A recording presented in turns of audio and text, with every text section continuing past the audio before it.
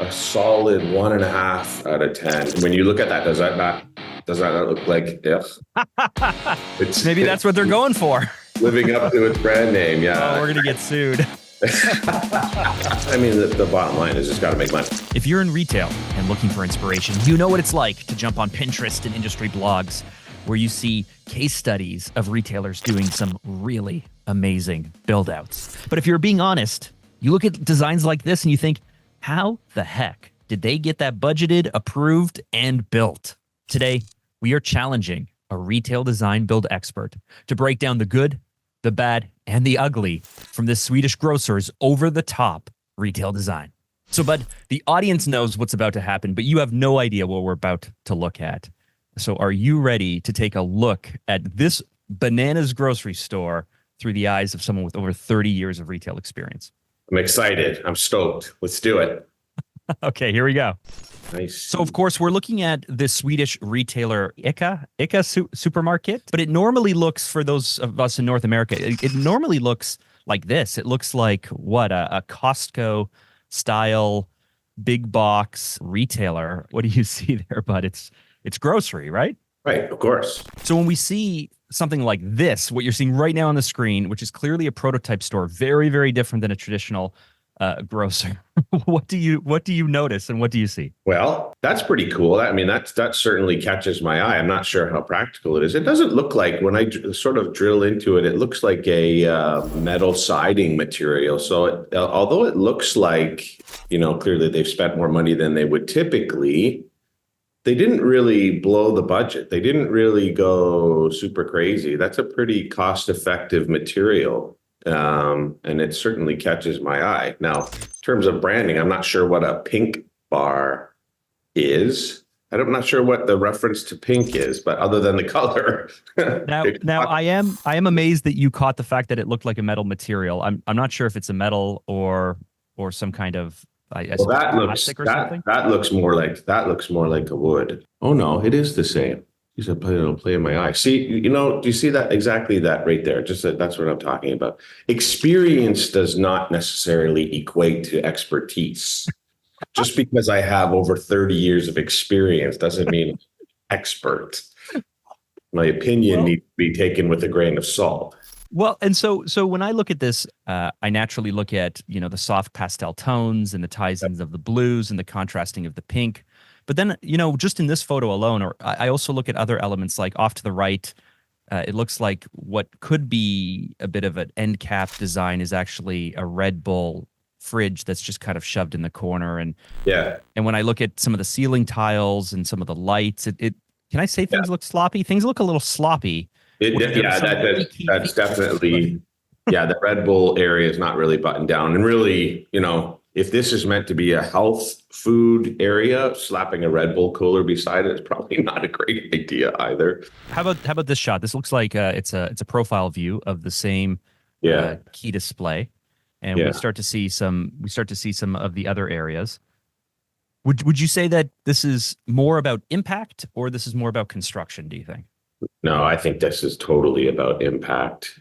Actually, I don't like the way that blue and the orange, I don't like the way that goes together. That doesn't seem to complement the color of the oranges, which is a real thing in grocery retail. Like we've had extensive conversations about lighting and how food is displayed to bring out the colors. I mean, there was a time when LEDs first became popular and they started using LEDs in the meat displays, but they were using the wrong color temperature of LEDs, so it was actually making the meat look like it was blue, which was a bad idea because meat wants to be red, pink, vibrant, not blue.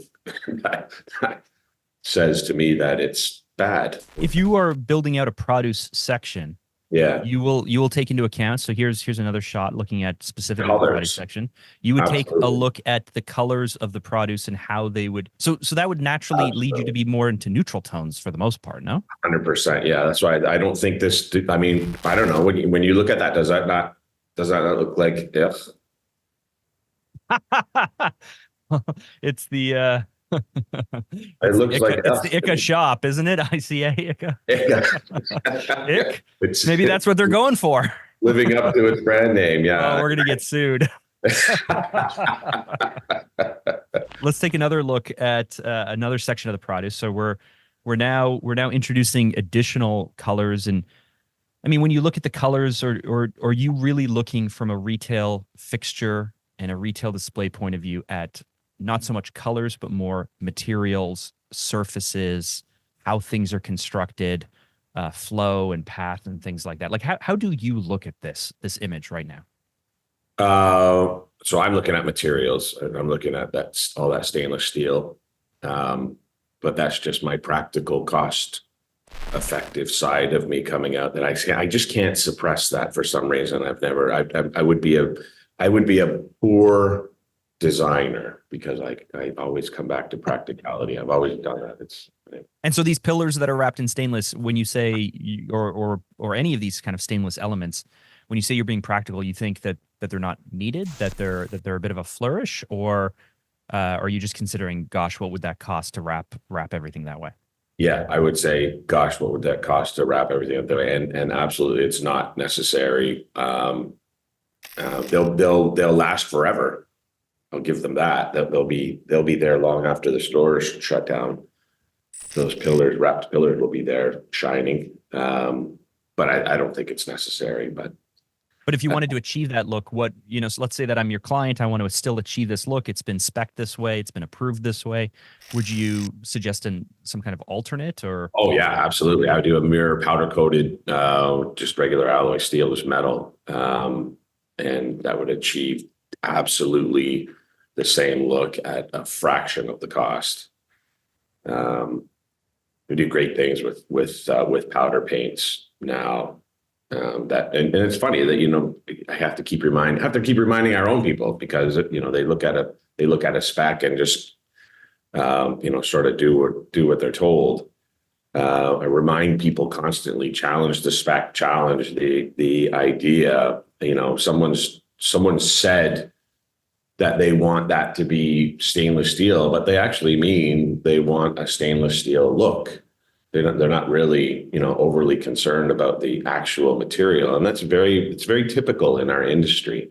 A designer will design, but they're not, they're designing with a flair, with a look and a feel in their head, not necessarily a practical solution. They want practical solutions from the practical people. Although not everybody wants practical solution. I have run into some designers that did not want to hear my practical side at all. They just want me to do what I'm told. We don't usually get along very well. And for those who may not be familiar with the difference between stainless steel and this other type of alloy that you mentioned, what would be the difference? I mean, from an aesthetic point of view, I imagine you're going to make both of them look the same. It sounds like stainless steel is much more costly, and I know from my experience, it's harder to work. It's harder to cut. It's harder to form. It's harder to work with. But is there any real material difference from the day-to-day use between the more expensive stainless and a cheaper alloy that still achieves the same look? Yeah, no. In this case, on a vertical surface, I mean, it's totally look. It's not practical at all. I mean, it's just it's totally look and feel on now. If you're talking about a countertop surface, stainless steel is a very practical solution. And especially in in a meat or a food environment, it's a very practical solution, very durable. Easy on the eyes. If I gouge it, dent it, scratch it, whatever, I can fix it. So stainless steel is a great solution. But on a vertical surface like that, though, there's a lot more ways to treat that and achieve the same look easily. So moving to more of the dry goods section, we can see here that they have some very simple shelving. It looks like we call it an outrigger system, or a light duty racking system. It's a very popular look and feel in retail. We've done a few Shoppers Drug Mart in a very similar design, and going the the merchandising product up to looks like 7 feet, and then above that, the racking continues up to the ceiling, and that design.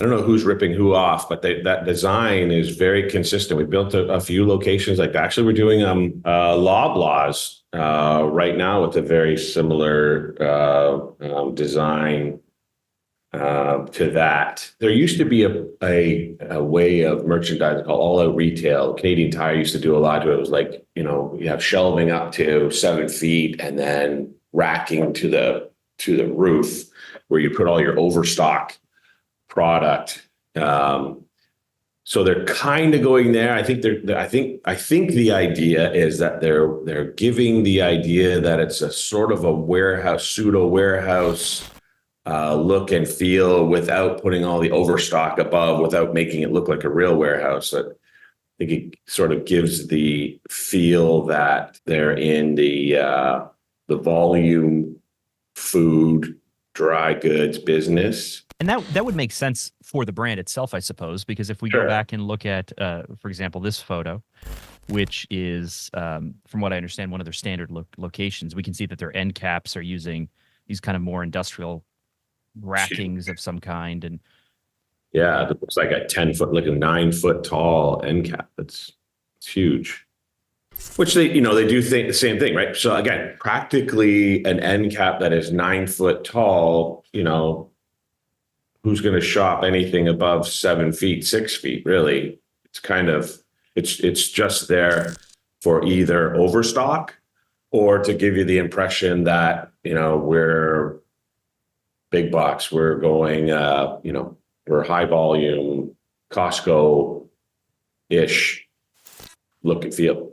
Now, I do know that they're using a lot of under-shelf lighting. Every shelf there is lit up, which is really cool. And they've done the right thing by lighting from the front. There's a lot of retailers that make a mistake and light the back of a product, makes the front of the product dark, which is the polar opposite. Looks great when there's no product on the shelf, but when you put product on the shelf, it looks terrible. So they've done a good job with the shelf lighting there. And LED shelf lighting solutions these days are very cost effective, very practical. They do a great job. I think you can overdo it. You end up lighting up every single shelf in the store, and then you can see it from space. Well, it's kind of a cool floor plan, isn't it? Okay, so this is the floor plan. I like that. So you walk right into your first thing that hits you is fruits and vegetables. And then alongside a restaurant. Wow. It's a very straightforward racetrack approach to, so in retail, quite normal. See, the entrance is on the right. So people would come in, walk straight down, loop around, and come back out to the checkout. So it's a very typical racetrack design. Following a counterclockwise workaround or path. Yes. But I love how they sort of throw you right into the fruits and vegetables, which kind of says to me, that's a key part of my business is fruits and vegetables. I should do a good job at showcasing the colors. But who am I to say? Who are you to say? Just the man with 30 years of experience, but not expertise, apparently. Exactly. And so when you look at all of these photos that we've just walked through in this type of space, how do you rate this? And ultimately, is this smart, good retail design? I love the layout. I think the layout is fantastic. I'm not sure about the choice of materials for construction, and I'm really questioning the color choices. Again, that's preference, though. I'm not an expert in color, but I do know enough to know that purpley blue mauvey thing with fruits and vegetables is not a good idea. Under direct fluorescent lighting. Right. Exactly. Yeah. That doesn't make me hungry for fruits and vegetables at all. And if that's what you're going to lead with, I'd want to rethink that. I love the pink part. Neon is also is another thing that's making a comeback, which is fascinating because years ago there were a few neon shops around, and again, people all went away from it, so they all died. And it's a really cool art. I've been in a couple of those shops and watched them produce the product. It's really cool. So it's making a comeback. I've seen the use of neon in a few areas now, or neon looking signage, but it's making a comeback. I think it's pretty cool. It's a real art. Working with neon is a real art. Where was the store? Sweden? It's in Sweden. Yeah. I want to go there. I can't imagine shopping with you is very much fun because my wife, I was in Scotland last year, and my wife was naturally shopping as she does, and I'm naturally standing for a few hours in all of these different stores, and all I do is just look at how it's constructed. Right. Yeah, me too. Yeah. Look past the product to the things that are holding it. I just need like 5 minutes at the store because I just want to touch a couple of the materials and open it. And then I can give you a really informed opinion on the cost of the store and whether it was practical or not. So, but in your experience, why would a retailer invest the time and money into a pilot project like this? But the idea generally is, and I think every, decent sized retailer, multi-unit retailer will do this, where they'll stretch the boundaries of design, just to kind of throw it out there, gain some attention, pull some little nuggets of greatness out of a prototype. Sometimes they refer to them as flagship designs. We know Canadian Tire's doing them now. They're building these, 100,000, 150,000 square foot stores that are just massive. And they're not practical. You can't put one in every town across the country, but you can put them in a few big markets and try new things, and you'll find some little nuggets of information, some things that work, and then you sort of execute to the greater masses on those smaller pieces that you tried out and work. I mean, the bottom line is it's got to make money. It's got to continue to make money, and the sell has to outweigh the cost. If you had to give this store design and build out a score, what would you give it? I'm giving the layout and design a solid 8 out of 10. I'm giving the color choices a solid 1.5 to 2 out of 10. It's shocking me. It's achieving that. It's getting my attention, but it's the wrong attention that it's getting. That's off the color train. There's ick. Ick. I'll still hold by my original thought. It doesn't look like they blew the bank on it, and it really stands out. I think mission accomplished on what they were trying to achieve, which was to create an area that really stands out. They've done it.